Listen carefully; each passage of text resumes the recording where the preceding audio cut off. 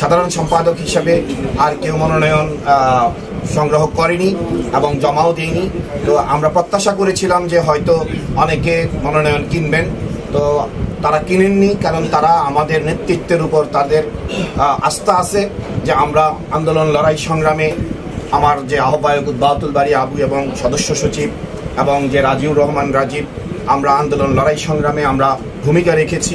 নিজের জীবনকে বাজি রেখে নিজের জীবন উৎসর্গ করে দিয়ে আওয়ামী সন্ত্রাসীদের সামনে আমরা মোকাবেলা করে পুলিশের শত নির্যাতন, মামলা হামলা, নিপীড়ন নির্যাতনকে আমরা মোকাবেলা করে আমরা এই দলকে সুসংগঠিত করার যে চেষ্টা আমরা করেছি, হয়তো আমরা কিছুটা হয়তো সফল হচ্ছি।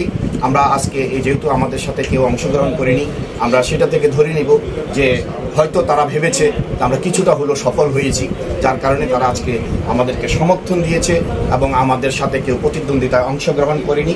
আমরা বিশ্বাস রাখি যে কুমিল্লা মহানগর বিএনপিতে আমার চেয়ে আবুর চেয়ে অনেক ত্যাগী, নিপীড়িত, নির্যাতিত এবং দক্ষ সংগঠক, পরিশ্রমী সংগঠক, ত্যাগী নেতা আছে যারা সভাপতি এবং সাধারণ সম্পাদক হিসাবে প্রতিদ্বন্দ্বিতা করতে পারতেন। তারা আমাদেরকে স্যাক্রিফাইস করেছেন, তারা আমাদেরকে ছাড় দিয়েছেন। আমরা কুমিল্লা মহানগর বিএনপির পক্ষ থেকে, আমি ব্যক্তিগত পক্ষ থেকে আমি তাদের প্রতি আন্তরিক কৃতজ্ঞতা জানাই, মোবারকবাদ, ধন্যবাদ জানাই। আমরা তাদের প্রতি সারা জীবন কৃতজ্ঞ থাকব যে তারা আমাদেরকে সুযোগ করে দিয়েছে আগামী দিনে আমাদের প্রিয় নেতা বিএনপির ভারপ্রাপ্ত চেয়ারম্যান বাংলাদেশের 18 কোটি মানুষকে যে প্রতিশ্রুতি দিয়েছেন বাংলাদেশকে অনেক দূর এগিয়ে নিতে হবে। এই বাংলাদেশের যে অর্থনৈতিক যে অচল অবস্থা, সেই অবস্থা থেকে উন্নতির জন্য আমাদের বিএনপির ভারপ্রাপ্ত চেয়ারম্যান যে আগামী দিনে উন্নয়নের কাজ করবেন, সেই উন্নয়নের অংশীদার হিসাবে আমরা যেন ওনাকে সহযোগিতা করতে পারি, সেজন্য তারা আমাদেরকে সুযোগ করে দিয়েছেন। সেজন্য তাদের প্রতি আমরা আন্তরিক কৃতজ্ঞতা জানাই। পাশাপাশি কুমিল্লার 27টি ওয়ার্ডের সর্বস্তরের নেতাকর্মী, সাধারণ মানুষের কাছে আমরা দোয়া প্রার্থনা করি, দোয়া কামনা করি, আমাদের জন্য দোয়া করবেন।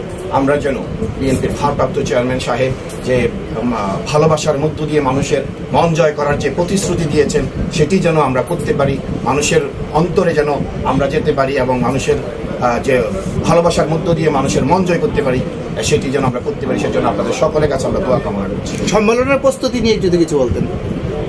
ইতিমধ্যে আমরা সম্মেলনের ব্যাপক প্রস্তুতি নিয়েছি। আমাদের 27টি ওয়ার্ডের প্রত্যেক পর্যায়ের নেতাকর্মীরা সম্মেলনকে সফল করার জন্য প্রস্তুত হয়ে গিয়েছে। আমরা আশাবাদী যে 25 থেকে 30 হাজার সেদিন নেতাকর্মী উপস্থিতিতে আমাদের বিএনপির ভারপ্রাপ্ত চেয়ারম্যান আগামীর বাংলাদেশ জনাব তারেক রহমান সাহেব সেদিন গুরুত্বপূর্ণ বক্তব্য রাখবে কুমিল্লা নেতাকর্মী এবং কুমিল্লার সাধারণ মানুষের সামনে।